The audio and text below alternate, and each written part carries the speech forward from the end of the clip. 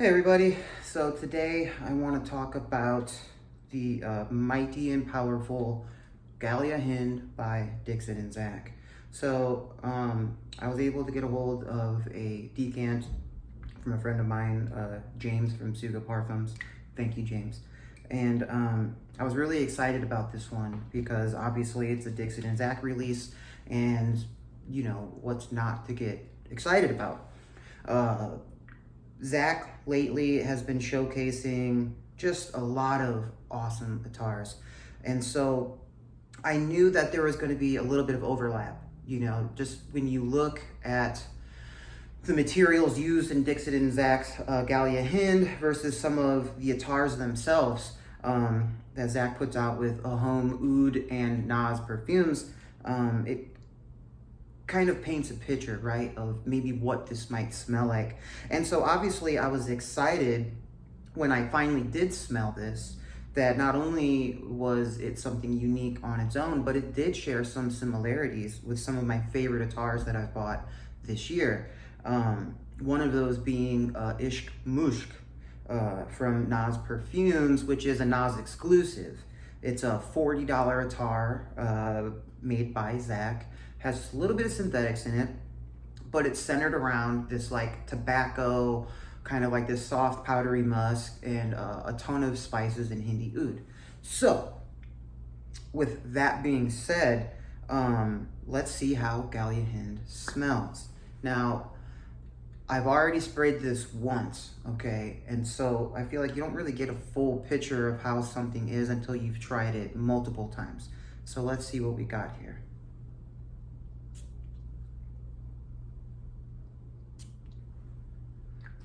Right off the bat, this is extremely pungent. When I say pungent, I don't mean in a bad way. It's just, it burns your nostrils, right? Like that smell is so strong that you just feel it creep right up. And it's almost like this kind of weird tickle that happens where it goes right up into your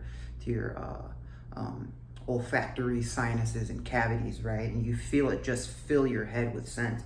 It's beautiful.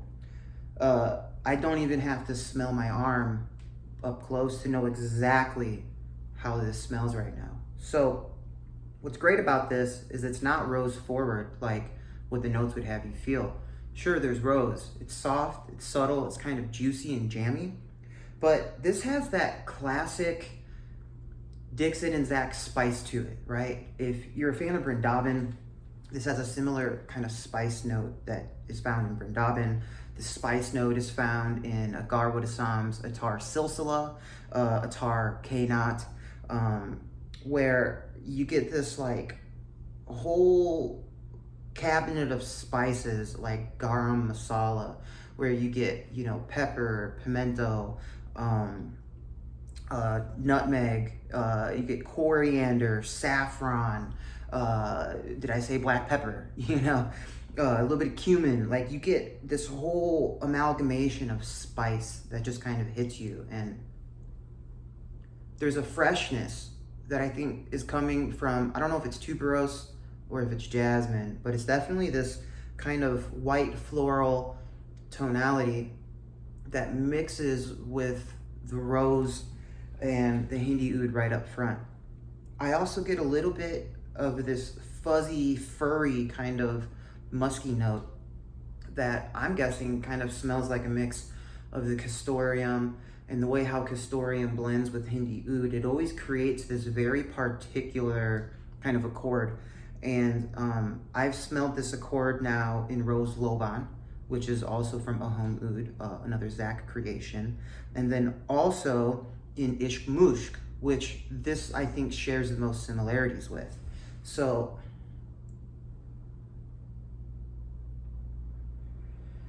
from a distance, you get a lot of deep, musky, bright white florals, white rose. There's nothing really green in this, but up close,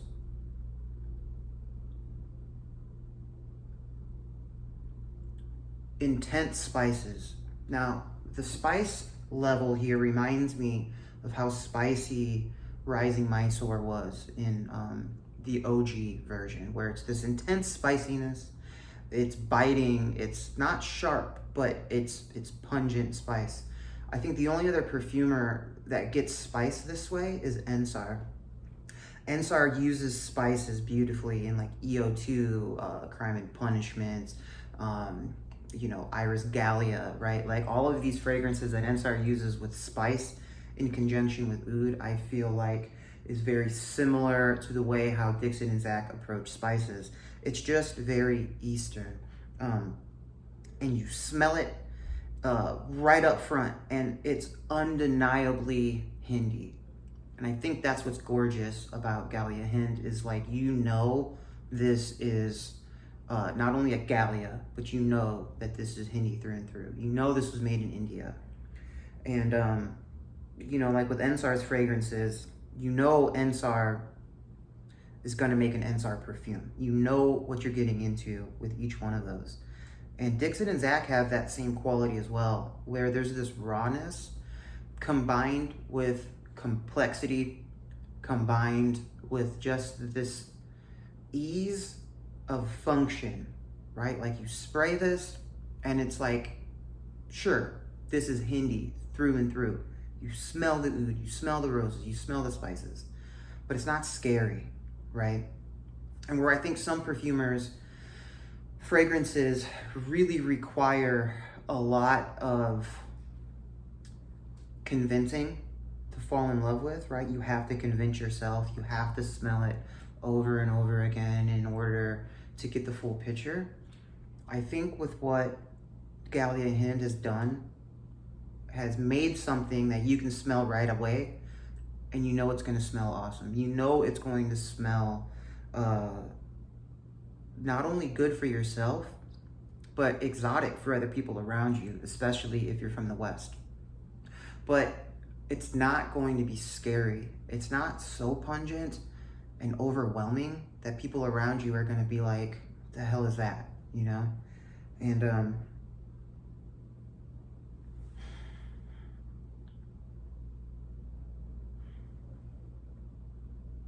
I'm already starting to go nose blind to this. So that kind of tells you something, This is a little bit stronger than what I think some people talk about. The initial reaction is people were saying, oh, it's a skin scent, you can't smell it, whatever. But that's just not true, I did a test in my bathroom where I sprayed my shirt and then I left the room. And when I came back an hour later, my entire bathroom was just filled with Ghaliya Hind.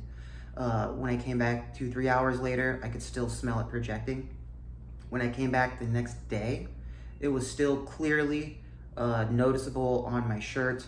You could still smell a slight aura when I moved my shirt around. So that right there tells me that there's some pretty intense projection happening with this. And I do feel that anytime you have very complex, heavy aroma molecules, those molecules can kind of blast your sinuses out, right? And it can make it difficult to smell.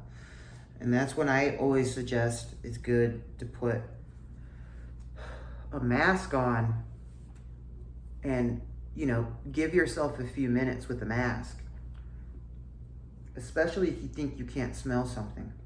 And here's a trick that I like to do. If I can't smell a fragrance, I try to find something else with an ambient aroma that will help mix what I'm projecting into that ambient aroma, whether it's fresh linen cloth, right, fresh out of the dryer, or whether it's opening up a fridge and you get that blast of cold air. What happens is your nose gets used to these smells, and your nose will essentially say, this is not a threat because it's something that you're wearing. And so it just cancels it out so that biologically you can smell things around you. It's kind of one of the traits of us being animals, is that we have this ability to phase out scents that we're smelling. And I think a lot of people forget that with perfumes, our body chemistry will literally block those aromas from being noticeable to us and even other people around us. If they've been next to us for, like, let's say 10, 15, 20 minutes, they'll get used to the smell as well. And then if you go up to them and go, well, hey man, smell me. Can you smell this? And they'll be like, oh, I can't smell nothing. And it's like, it's not that the perfume itself isn't working. It's just that our body chemistry is saying, hey, This is not a threat. This is something that we enjoy. Let's just cancel it out. It's a standard aroma. So when you introduce an ambient aroma of sorts, whether it's cold air, whether it's going outdoors, you'll usually get a new fresh blast of scent before you become used to it again. And so what I like to do is wear my mask for a few minutes and then just kind of slightly open it up. Yeah, this is still projecting like freaking crazy. And it's funny because just a minute ago, I couldn't smell it. Like my nose stopped being able to smell it. But when I open my mask, I mean, man, it's just right, full blast, right up into my mask again. So, keep that in mind. Another way to smell these really complex fragrances is to not smell with your nose, but take a deep breath in, deep breath out.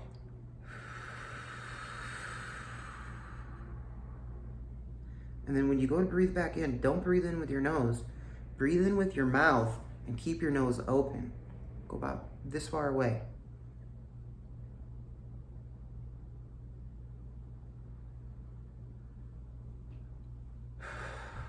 When you breathe in with your mouth in a circular breathing kind of motion where you allow the air to also go through your nostrils, a very small amount of those molecules will go through your nostrils as you're breathing in through your mouth. And what happens is you get the full picture of scent without it being blasted off, without your nose being blasted off. And so you get the full spectrum of scent. And what happens is you'll notice things that you didn't smell before when you give yourself 5 to 10 seconds to really slowly breathe in. So let's try this.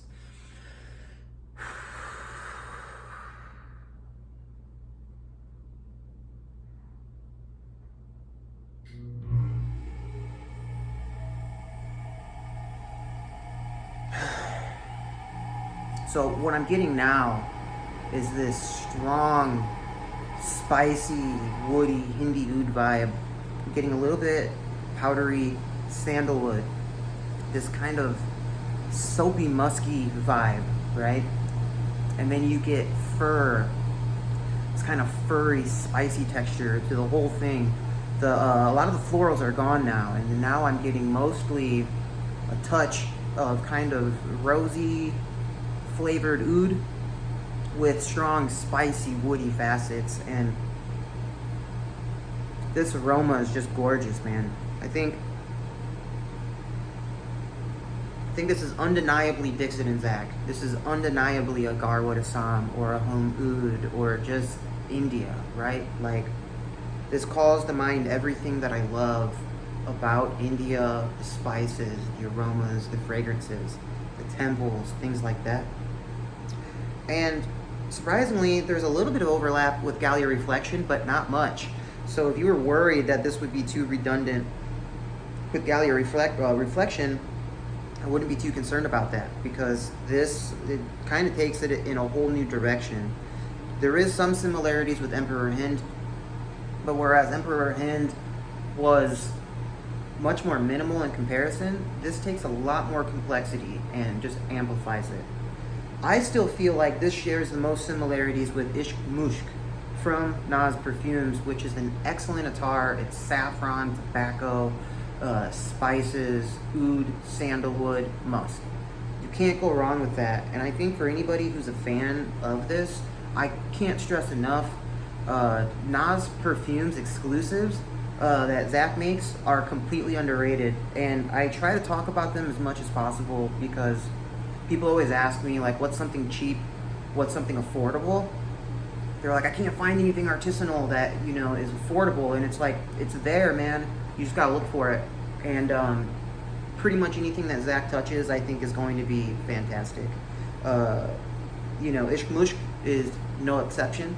And Ghaliya Hind, obviously, when he teams up with Dixit, magic happens, right? So, yeah, man, I think this is a solid, in my opinion, a 10 for 10 when it comes to the functionality of being a very Hindi, spicy, oudi concoction. This doesn't get better than this. You know, this is what I think a lot of Western perfumers try to emulate and they fail.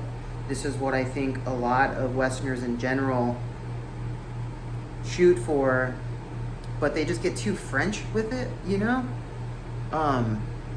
And whereas Dixit and Zach, I think, wanted to get French, but because they're so undeniably them, right? The Frenchness influences that Hindi vibe just enough that it's perfect for Westerners who are looking for something a little bit different. And so if you're afraid of rose oud fragrances because you think you've smelled them all or they all smell the same, this is stunning. This is a stunning example of that. And I think this is something everybody should smell. I'm definitely, just before I go, Brindaban, this has so much overlap with Brindaban now that I think for those who were really missing out on Brindaban, the only thing missing is like the marigold and kind of herbal floral quality. But take all of that out, and this is the DNA, man. This is the Dixit and Zach DNA through and through. It's not very sweet. You do get a little bit of vanilla in the far dry down, but overall, stunning, stunning, stunning. So, yep. Hope you guys enjoyed it. If you watch this, I'm actually going to be putting this on YouTube and I think Instagram as well. I'm Scent of Samadhi Party.